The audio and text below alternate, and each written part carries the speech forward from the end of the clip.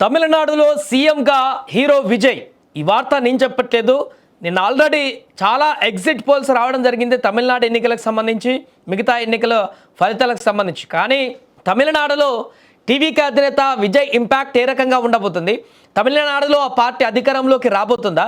అధికారంలోకి వచ్చాక విజయ్ని సీఎంగా చూడబోతామా? ఇలా రకరకాలైనటువంటి అనేక ఎక్స్పెక్టేషన్స్ మధ్య నిన్న వచ్చినటువంటి ఎగ్జిట్ పోల్స్లో ఒక సంస్థ ఇచ్చినటువంటి రిపోర్ట్ ఇప్పుడు సంచలనంగా మారింది. ఖచ్చితంగా టీవీకే అధికారంలోకి రాబోతుంది తమిళనాడులో.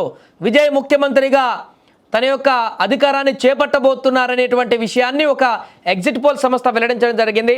ఎందుకంటే అది ఆషామాషి సంస్థ కూడా కాదు, లేకుంటే ఏదో చిన్న సంస్థ కూడా కాదు. గతంలో 5 సార్లు ఈ ఎగ్జిట్ పోల్స్ ఇచ్చినటువంటి సంస్థ 5 సార్లు కూడా పర్ఫెక్ట్గా ఎగ్జాక్ట్గా తన ఎక్స్పెక్టేషన్స్ని ఇచ్చింది. అదే ఫలితాలు రావడం కూడా జరిగింది.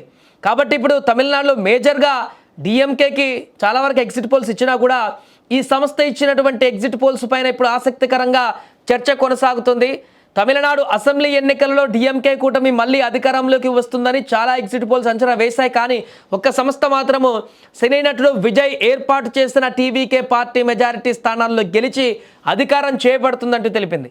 యాక్సిస్ మై ఇండియా అనేటువంటి సర్వే విజయ్ పార్టీ సునామీ తథ్యమంటూ కూడా జోస్యం చెప్పింది. ఆ సంస్థ అంచనా ప్రకారం టీవీకేకి 98 నుంచి 120 స్థానాలు, డిఎంకే కూటమికి 92 నుంచి 110 స్థానాలు, అన్నా డిఎంకేకి కూటమి 22 నుంచి 30 సీట్లకు గెలిచేటువంటి అవకాశం ఉంది. విజయ్ పార్టీకి యువత, పట్టణ ప్రాంత ప్రజలు, మహిళలు పట్టం కట్టారని యాక్సిస్ మై ఇండియా వెల్లడించింది. అలాగే యువతలో 67% పైగా టీవీకే పార్టీకి ఓట్లేశారని కూడా ఆ సంస్థ చెబుతుండడం ఇప్పుడు గమనార్హం. యాక్సిస్ వెల్లడించినటువంటి వివరాల ప్రకారం చూస్తే దళితులు మాత్రం డిఎంకే వైపు మొగ్గు చూపారు. గ్రామీణ ప్రాంతాలలో టీవీకే కంటే డిఎంకే ఓటు బ్యాంకు మెరుగ్గా ఉంది. మిగతా అన్ని వర్గాలను విజయ్ బలంగా ప్రభావితం చేశారని axis my India exit polls వెల్లడించాయి.